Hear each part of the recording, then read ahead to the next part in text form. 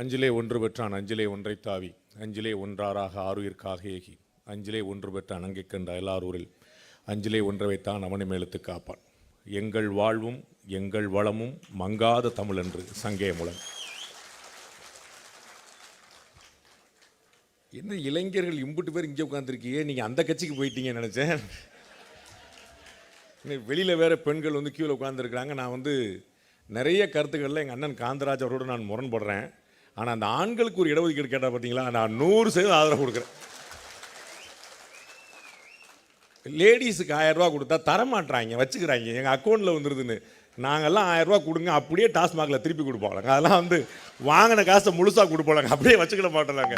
அப்படி கொடுக்கக்கூடிய ஆட்களுக்கு கொடுக்காம நீங்கள் போய் லேடிஸ் போய் கொடுத்தா மாதிரி பேங்கில் போட்டு வச்சுருக்காங்க. அது நகட்டே முடியல, பெரிய சிரமமான விஷயமா இருக்குது. அண்ணனுடைய கருத்து ரொம்ப சரி. சூப்பர் ஸ்டார் ரஜினிகாந்த் அவர்கள் ஒரு அதிசயம், ஒரு அற்புதம் நடக்கும் அப்படின்னாரு. நான் அப்படி நினச்சிக்கிட்டே இருந்தேன், என்னதான் இருக்கும்னு. எனக்கு என்னமோ இன்னைக்கு தான் அந்த அதிசயம், அந்த அற்புதம் மாதிரி எனக்கு தோணிக்கிட்டு இருக்கு. கீழே மாண்புமிகு முதலமைச்சருடைய படத்தோட எதிர ரங்கராஜ் பாண்டே பேசிகிட்டு இருக்கான். அது திமுக மேடையில் அப்படின்னா எனக்கே புரியல. இது ஆமாம், இப்படி நம்ம தான் நடந்துட்டு இருக்கா, இதான் நடந்துட்டு இருக்கா அப்படின்னு ஒரே ஆச்சரியம். 2 நாளாக எனக்கு ஃபோனு மேலே ஃபோனு. சார் உங்கள் பேரை டிஎம்கேக்காரங்க மிஸ்யூஸ் பண்ணிட்டாங்க. என்னங்க சொல்லி உங்கள் ஃபோட்டோ போட்டு அவங்க போட்டிருக்காங்க. நான் தாங்க சொன்னேன், நீங்களா? ஆமாம், குல துரோகி அப்படின்ட்டாங்க நம்மளை. நீயோடா இப்படி செஞ்ச அப்படின்னு பண்ணிட்டாங்க. எனக்கு அதில் எந்த தயக்கமும் இல்லை. முதல்வர் மேலே எனக்கு ஒரு பெரிய மதிப்பும் மரியாதையும் பாசமும் எப்போ உண்டு. முதல்வருக்கு என் மீது ஒரு பெரிய ஒரு அன்பு உண்டு. உங்கள் நிறைய பேருக்கு தெரியுமா இல்லையான்னு தெரியல, இன்றைக்கும் ஒரு வீடியோ இருக்குது. கலைஞர் ஒரு பாடம் அப்படின்னு ஒரு வீடியோ போட்டிருக்கேன். தயவுசெய்து நீங்கள் பார்க்கணும். திமுக காரங்க கட்டாயம் பார்க்க வேண்டிய ஒரு வீடியோ. அது நான் போட்டனால நீங்கள் பார்த்துருக்க மாட்டீங்க. இவன் எப்படி நம்மளை பற்றி நல்லா சொல்லியிருப்பான் அப்படின்னு எனக்கு தெரியும். அதை மாண்புமிகு முதலமைச்சர் அவர்கள் பார்த்துருந்தாங்க. அதுக்கப்புறம் அமைச்சர் கூட அவங்கள்ட்ட இந்த மாதிரி பார்த்தீங்களான்னு கேட்டபோது அவங்களும் சொல்லியிருந்தாங்க. எனக்கு நான் ஒரு வகுப்பில் இருந்தபோது வரிசையாக ஃபோனு எனக்கு நான் அந்த எடுக்க முடியல. எடுத்து முடித்த பிறகு பார்த்தா நமக்கு நிறையா நண்பர்கள் தெரியாமல் இருந்தது. அப்புறம் ஒரு நம்பர் தெரிஞ்ச நம்பர் கேட்டபோது இப்படி மாதிரி சார் பேசணுன்னாங்க அப்படின்னும் போது சார் பேசுனாங்க. இந்த மாதிரி நான் அந்த வீடியோ பார்த்தேன், ரொம்ப பிரமாதமாக இருந்தது அப்படின்னாங்க.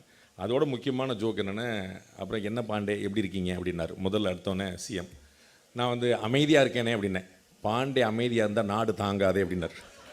இதை சொன்ன சிஎம்ங்க, நீங்கள் கலைஞருக்கு தான் நம்ம சொல்லுவோம்ல, அந்த மாதிரி கலைஞர் தான் அந்த மாதிரி சட்டையராக சொல்லுவாங்க அப்படின்னு பயங்கரம். அவர் சொன்னார், பாண்டே அமைதியாக இருந்தால் நாடு தானே, ஏன்னா அவ்வளோதான் இல்லை ஓரமாக உட்காந்துருக்கேன் அப்படின்னு சொல்லி சொன்னேன்.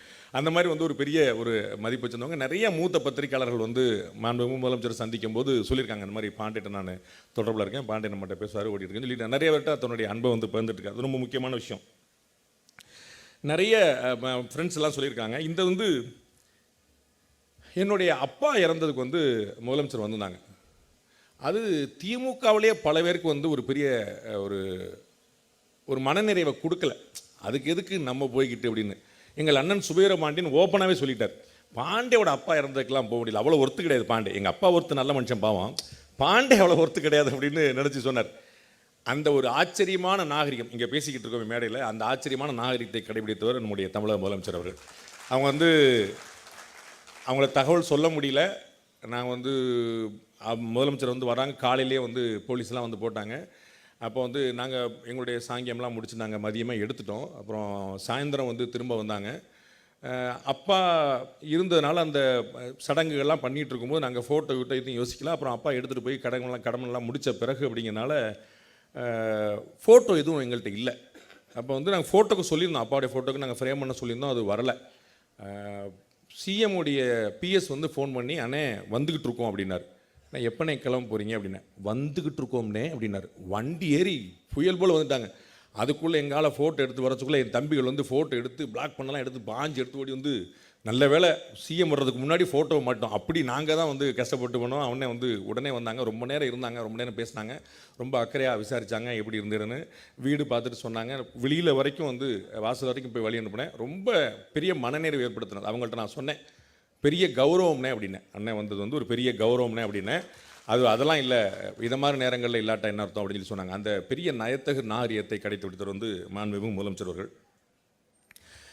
மாண்புமிகு அமைச்சர் ஒரு நாள் ஃபோன் பண்ணாங்க. அப்போ நான் ஃபோன் எடுத்தேன், ஒரு சினிமா ஷூட்டில் இருந்தேன். ஃபோன் எடுத்துட்டானே சொல்லுங்கண்ணே அப்படின்னா, நான் உங்களை நேராக பார்க்கணும் அப்படின்னாங்க. ஆனால் அவ்வளோ பெரிய தப்புலாம் பண்ணியிருக்க மாட்டேன், எதாக இருந்தாலும் சொல்லுங்கண்ணே நானே வந்துடுறேன் அப்படின்னேன். இல்லை நான் தான் வரணும் அப்படின்னாங்க. இல்லைண்ணே சொல்லுங்கண்ணே, நீங்கள் சொல்லுங்கள் நான் வந்துடுறேண்ணே, என்ன விஷயம் சொல்லுங்கண்ணே அப்படின்னு. இந்த மாதிரி நம்ம பிரதமருடைய முதலமைச்சருடைய பிறந்த நாளுக்கு வந்து இந்த மாதிரி நிகழ்ச்சி நடத்துகிறோம் அப்படின்னு. சரிண்ணே அப்படின்னு சொல்லிட்டு நான் உடனே சொல்லிட்டேன். அந்த ஸ்பாட் அப்படியே சரின்னு சொல்லிட்டு ஒரு தேதி மட்டும் கொஞ்சம் முன்ன பண்ணி நம்ம சரி பண்ணிடுவோம் அப்படின்னு சொல்லிட்டு சொல்லியாச்சு. நான் ஒரு அவசரத்தில் பார்த்துட்டு 10/2 அப்படின்னு அண்ணன் தான் தெரியுமில்ல எனக்கு, அவர் ஒரு பிறந்தநாள் வந்து ஒரு வருஷம் பூரா கொண்டாடுவார். இப்பயே சொன்னார்ல ஆகஸ்ட் வரைக்கும் கொண்டாடுறார் அப்படின்னு. ஆகஸ்ட் அக்டோபர் வரைக்கும் கொண்டாடுங்க என்னண்ணே, அக்டோபர் வரைக்கும் அப்படி போயிட்டு அடுத்த வருஷம் வரைக்கும் ஓடிட்டு இருக்கும்போது நான் எப்படின்ட்டு ஓகேன்னு சொல்லிட்டு அவனே பிப்ரவரியில் வச்சு பார்த்துட்டு 10/2க்கு நான் தேதி குறிச்சேன். இன்றைக்கி 10/3 இல்லையா, 10/2 குறிச்சு வச்சிட்டேன். அதுக்கப்புறம் நானும் அண்ணனும் பேசிக்கலாம், அவங்க மட்டும் அவருக்கு வேலையை பார்க்குறேன். 10ஆம் தேதி எனக்கு ஒரு தென்காசியில் ஒரு நிகழ்ச்சி இருந்துச்சு. முடிச்சுட்டு ஃப்ளைட்டை பிடிச்சி ஏறி ஃப்ளைட் 1 hour லேட்டு அடிச்சு வச்சுட்டு சாயந்தரம் 12:30 மணிக்கு அண்ணனுக்கு அண்ணே நிகழ்ச்சி எப்படின்னா இன்னும் சொல்லவே இல்லையே அப்படின்னேன். எந்த நிகழ்ச்சி தம்பி அப்படின்னாரு அமைச்சர். என்னண்ணே பிறந்தநாள் நிகழ்ச்சி அப்படின்னேன். அது மார்ச் மாதம் கண்ணா, நீ ரொம்ப என்னோட ரொம்ப வேகமாக இருக்கு, மார்ச் மாதமா அப்படின்னு ஒரு அதிர்ச்சி அடைஞ்சு அப்போ இருந்து நான் வந்து ஃபாலோ பண்ணிட்டேன்னு ஒரு 3 நாளாக வந்து நிறைய போஸ்டர்லாம் பார்த்தோன்னே என்னோட நண்பர்கள்லாம் ரொம்ப அழைச்சாங்க. எனக்கு வந்து இந்த பத்திரிக்கையில் ரொம்ப பெரிய ஆச்சரியமான விஷயம் கிடச்சிது. நீங்கள் அந்த இன்விடேஷனை பார்த்துருப்பீங்க, வெளியே போர்டெல்லாம் பார்த்துருப்பீங்க. அந்த கருத்தரங்கத்தில் நிறைய பெருமக்கள் வந்து திமுகவுடைய அந்த புரோட்டோகால் ஃபார்மலை வந்து நான் சொல்லி ஆகணும். எவ்வளவு தான் வந்து வேலை இருந்தாலும் அவங்க வந்து அந்த கட்சியுடைய நிர்வாகிகளை மதிக்கக்கூடிய தன்மையோடு அண்ணன் துரைராஜில் ஆரம்பித்து அந்த துணை மேயரில் ஆரம்பித்து சட்டமன்ற உறுப்பினர்கள் ஆரம்பித்து அமைச்சர் அவர்கள் எவ்வளோ பெரிய பேர் பட்டியல் ஆரம்பிச்சு. அவர் ஸ்பீச்சே மொத்தம் 10 நிமிஷம் தான், அதில் 8 நிமிஷம் பேரை மட்டும் தான் படிச்சிருக்காரு. ஆனால் அவ்வளோ பெருசாக லிஸ்ட் வந்து ஃபுல்லாக சொன்னாங்க. எல்லாரையும் மதிக்கணும், எல்லாரையும் கொண்டு வரணும். அந்த திமுகவுடைய பெரிய பலம் இந்த கட்டமைப்பு தான். அது அப்படியே இந்த கட்டுக்கோப்பாக வச்சுருக்காம பாருங்க. எம்ஜிஆர் அவர்கள் இருந்தபோது 3 தொடர் தேர்தல்கள் வந்து தோல்வி அடைஞ்ச பிறகும் வந்து திரும்பி வந்து எந்திரிச்சு வர முடிஞ்சதுன்னா இந்த கட்டமைப்பு தான் காரணம். அது வந்து எவ்வளோ பெரிய விஷயங்கள் இருந்தாலும் அது எந்திரிச்சு வர்றதுக்கான ஒரு பேக்கப் வந்து ஒரு பேக் போனாக இருக்கணும். அது வந்து பெரிய ஆச்சரியமான ஒரு கட்டமைப்பு. புரோட்டோக்காலில் ஃபுல்லாக ஃபாலோ பண்ணிட்டு யார் எப்படி மதிக்கணும் எப்படி சொல்லணும்னு கட்சி நிர்வாகிகள் தான் இங்கே சர்வ் பண்ணிட்டு இருக்காங்க. முன்வரிசைலாம் கொடுக்கணும்னு பார்த்தீங்கன்னா அவங்க யாரும் வந்து வெளியிருந்து கொடுத்தவங்கள கட்சி நிர்வாகிகளே பண்ணிட்டு இருக்காங்க. அந்த மாதிரி அவங்க வேலையை எடுத்து செய்யக்கூடிய தன்மை அவர்கள் விட்டு திருவிழா போல. அமைச்சர் வந்து ஒரு வரி சொல்லியிருப்பார், என்ன நாளைக்கு வந்து நிகழ்ச்சி நடத்துகிறப்பா 5 பேர் பேச வர்றாங்கப்பா, ஏற்பாடு பண்ணியிருக்கான்னு. அதற்கு பின்னாடி எவ்வளோ பேரோட உழைப்பு அப்படிங்கிறது அண்ணன் காந்தராஜ் சொன்னார். வழிநெடுக வந்து அவ்வளோ பெரிய போஸ்டர், அவ்வளோ பெரிய பேனர், அவ்வளோ பெரிய சீரியல் லைட், அவ்வளோ டியூப்லைட்னு கட்சிக்காரங்க ஒவ்வொருத்தரும் நான் செஞ்சிடும் ஒவ்வொருடைய தன்முனைப்பு, அதுதான் ரொம்ப முக்கியமான விஷயம். ஸோ இவ்வளவு வைப்ரண்ட்டாக ஒரு பார்ட்டி வந்து வச்சிருக்கிறது ரொம்ப முக்கியமான விஷயம். நான் வந்து பல கட்சி கூட்டங்களில் பேசியிருக்கேன். ஆக்சுவலாக வந்து நான் நடுநிலை பத்திரிகையாளன்னு சொல்லிகிட்டே இருப்பேன், யாரும் நம்ப மாட்டாங்க. உன்னை தெரியும்ப்பா எங்களுக்கு எப்படிமாங்க, எப்படி பார்க்க முடியாது தம்பி இந்த பார்த்து சார் யாரும் எங்களுக்கு தெரியும் எப்படிமாங்க. நான் எவ்வளோ சொல்ல நடுநிலைன்னு. நான் நடுநிலைங்கிறது வந்து நம்பாமல் இருக்கிறது வந்து ஆக்சுவலாக வந்து இன்னைக்கு அப்புறம் நம்பியிருப்பாங்க. திமுக மேடையிலே போய் பாண்டே பேசிட்டு வந்துட்டேன், அப்போ கரெக்டு தான் போல தெரியுது அப்படின்னு. ஏற்கனவே வந்து இதே போல் அண்ணன் திருமாவளவனுடைய பிறந்தநாள் நிகழ்ச்சிக்கு ராத்திரி 7 மணிக்கு போனேன், ராத்திரி 2 மணி வரைக்கும் அங்கே இருந்தேன். அங்கேயும் வந்து அந்த மாதிரி வந்து அண்ணன் கூட இருந்திருக்கேன். ஸோ வந்து பிறந்தநாள் வாழ்த்து சொல்கிறது அப்படிங்கிறது வந்து ஒரு மரியாதை, ஒரு மரபு, அது ஒரு பெருமை, அதில் எனக்கு எந்த சந்தேகமும் இல்லை. எவ்வளோ வியப்பு வந்தாலும் எவ்வளோ எதிர்ப்பு வந்தாலும் மாண்புமிகு முதலமைச்சர் இன்னும் 100 ஆண்டு வாழணும்னு நான் சொல்லிக்கிட்டே இருப்பேன். எனக்கு எந்த குழப்பமும் இல்லை. அவருடைய தகப்பனாரை விட 1 வருஷமாவது கூட கட்டாயமாக இருந்தே ஆகணும், அதில் எந்த குழப்பமும் இல்லை. நிறைய நல்லதுகள் வந்து அவங்க தொடர்ந்து செய்யணும். அது வந்து நிறைய மக்களுக்கான விஷயங்களை செஞ்சுட்டே இருக்கணும். அவருக்கு பிறந்தநாள் வாழ்த்தையினுடைய அடிமனசுலேருந்து நான் சொல்வேன், எந்த குழப்பமும் இல்லாமல். இந்த பத்திரிகையோட தலைப்பை பார்க்கும்போது எனக்கு ஒரு பெரிய வியப்பு ஏற்படுத்துச்சு. மாற்றாரும் போற்றும் மகத்துவ ஆட்சி அப்படின்னா, நான் மாற்றாரு ஓகே, நீங்கள் வந்து சேர்த்துக்கிட மாட்டீங்க, எனக்கு ஒன்றும் பிரச்சனை இல்லை, அதை நான் ஒத்துக்கிட்டேன். எங்கள் மாண்புமிகு அன்னைங்களை பூரா நீங்கள் எப்படி மாற்றாருன்னு சொல்லுவீங்கன்னு எனக்கு டவுட் இருந்துச்சு. அண்ணன் காந்தராஜை பார்த்தா உங்களுக்கு மாற்றார் மாதிரியா தெரிஞ்சது, நம்ம வீட்டார் மாதிரி தெரியல.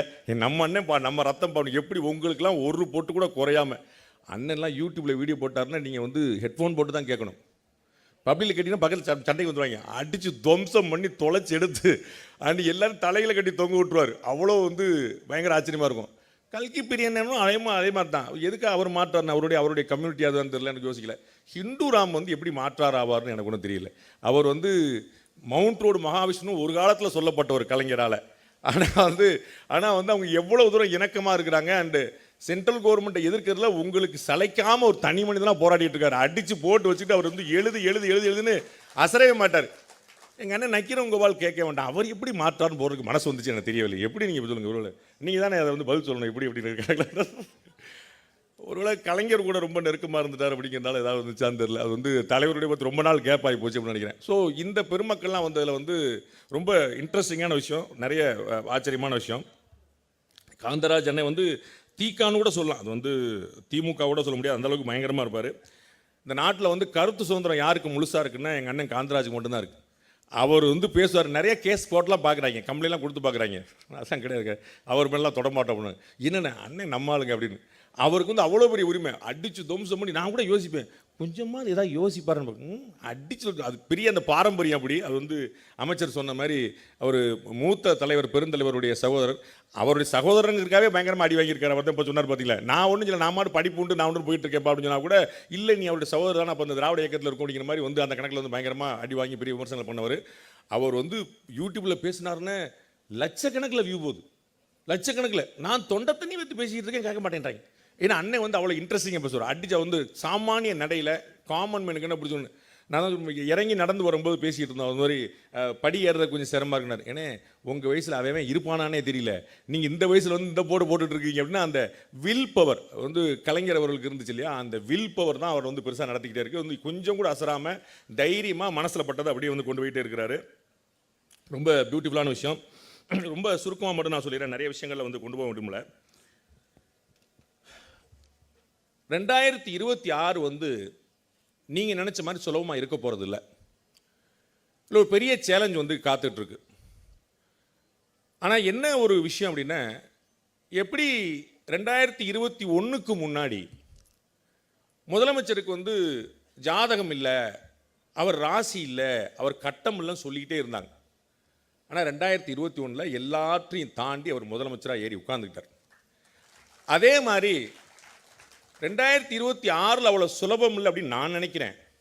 ஆனால் வடிவேல் ஒரு படத்தில் சொல்ற மாதிரி, அவன் எடுக்கிற முடிவு நமக்கு சாதகமாக தான் இருக்குது அப்படிங்கிற மாதிரி. எதிரில் விளையாடுற விளையாட்டு வந்து எனக்கு புரியவே இல்லை. அவங்க வந்து இந்த நேற்று நடந்த சாம்பியன்ஸ் டிராஃபி மேட்ச் நடந்த மாதிரி இருந்துச்சுன்னா நமக்கு புரியும், இது இந்தியா, இது பாகிஸ்தானு, இது இங்கிலாந்து, இது நியூசிலாந்து புரியும். இது ஐபிஎல் மாதிரி இருக்குது, ஒரே டீமில் எல்லாரும் இருக்கான், ஒரே டீமில் எல்லாரும் இருக்கான். எந்த டீமில் இருக்கிறவன் யாருக்கு விளாட்றானே தெரிய மாட்டுது.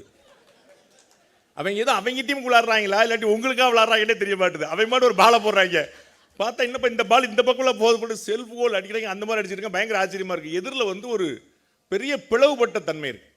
அது உங்களுக்கு ஒரு பெரிய சாதகம். எதிர்முனை வந்து சாதாரணமாக ஒரு நாளாக வந்து நிற்குது.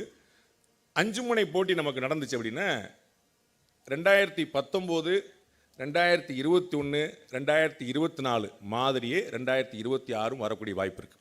அது வந்து எதிர இருக்கிறவங்கள பொறுத்து. எதிர இருக்கிறவங்க ஆளுக்கு ஒரு கேம் ஆடுறதுனால அப்படி இருக்குது. பட் வந்து அவங்க ஒரு அலையன்ஸாக சேர்ந்தாங்கன்னா அது வேறு மாதிரி இருக்கக்கூடிய வாய்ப்பு இருக்குது. ஒரு பெரிய டஃப்பான காம்படிஷன் வரக்கூடிய வாய்ப்பு இருக்குது. ஏடிஎம்கே பிஜேபிலாம் சேருவாங்களா? ஏடிஎம்கே வந்து விஜய் அவர்களுடைய வருகையாக காத்திருக்கு.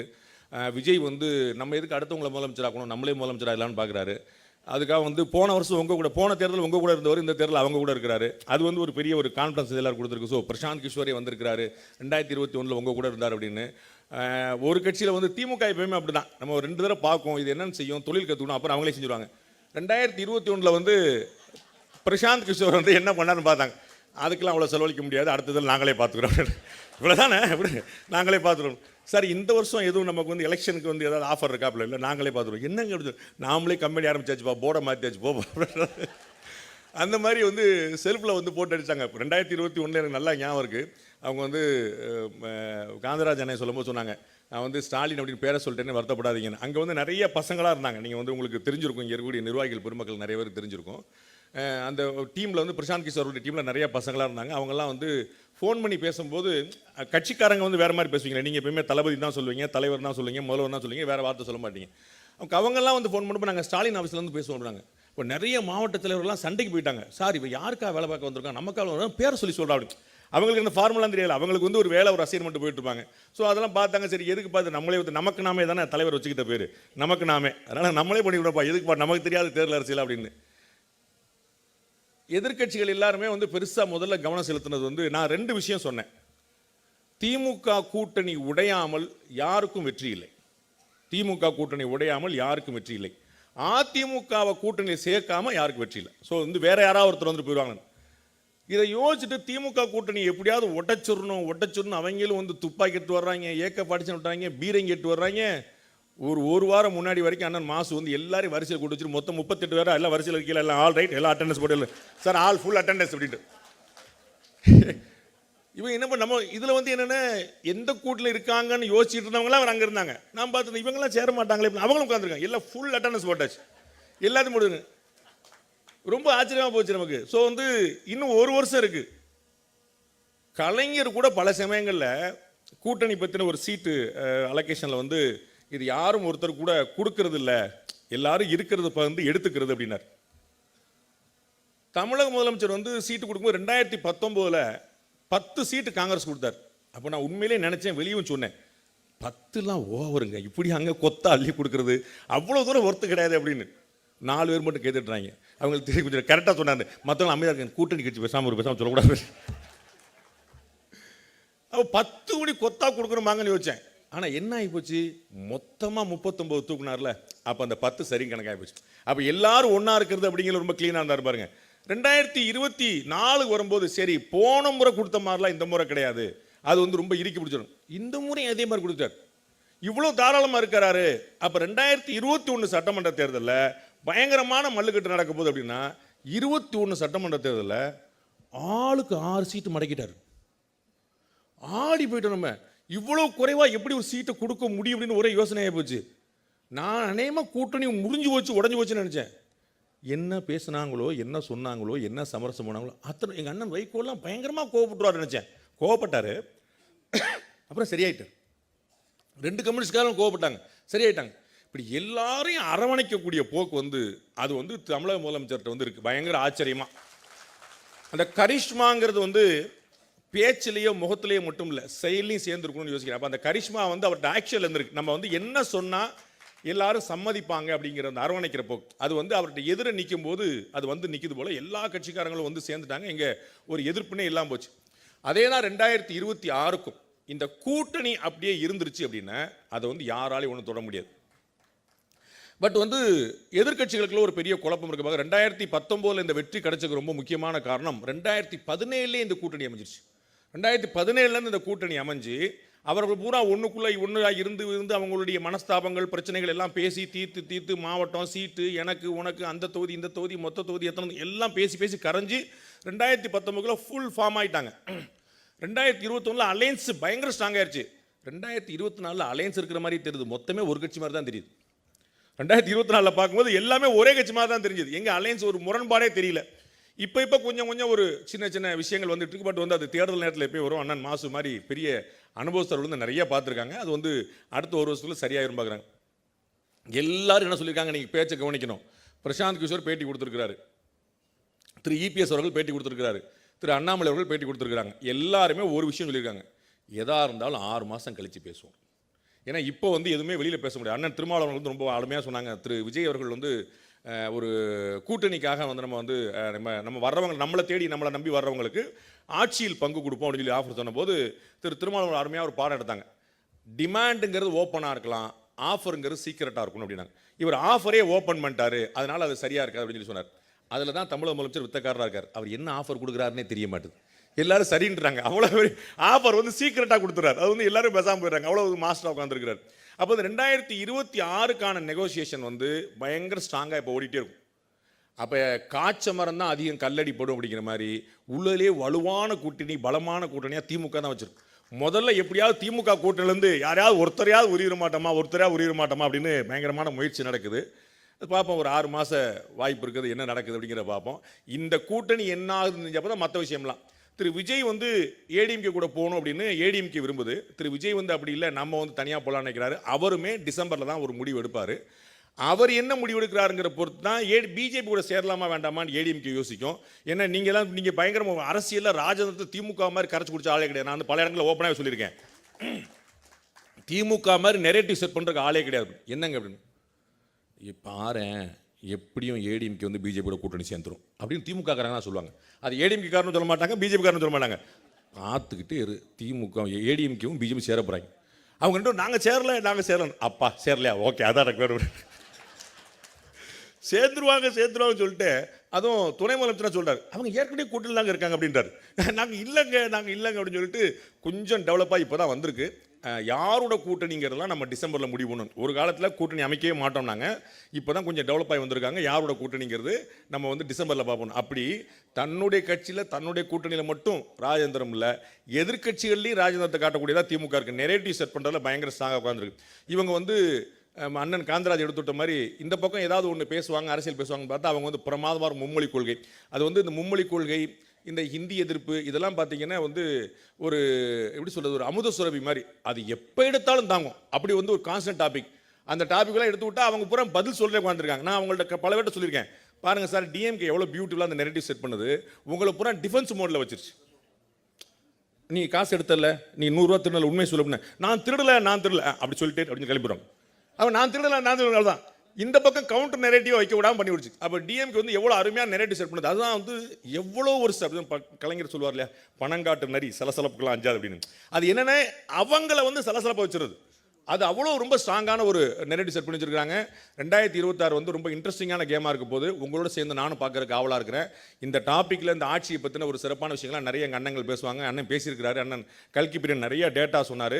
அண்ணன் காந்தராஜ் வந்து 6 அடித்தார். ஒருத்தர் ஒரு பாலில் 6 அடிச்சா பரவாயில்ல, ஒவ்வொரு பாலில் 6 அடிச்சா அப்படி இருக்கும். அண்ணன் பிரமாதம் அடிச்சுட்டு போயிட்டாரு.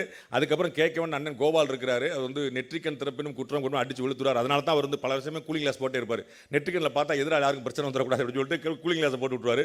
ஹிந்துராம் கேட்க வேண்டியதே இல்லை. இந்த தமிழக பத்திரிகையில் வந்து ரொம்ப மூத்த அனுபவசாலி. மீண்டும் ஒரு முறை மாண்புமிகு தமிழக முதலமைச்சர் அவர்களுக்கு என்னுடைய இதயம் வாழ்ந்த, என்னுடைய சிரம் தாழ்ந்த பிறந்தநாள் வாழ்த்துக்களை தெரிவித்துக் கொள்கிறேன். இன்னும் ஒரு 100 ஆண்டு நிறைய நல்ல நல்ல உடல் ஆரோக்கியத்தோடு மாண்புமிகு முதலமைச்சர் இருக்கணுங்கிறத என்னுடைய பிரார்த்தனை தெரிவித்துக் கொள்கிறேன். நன்றி, வணக்கம்.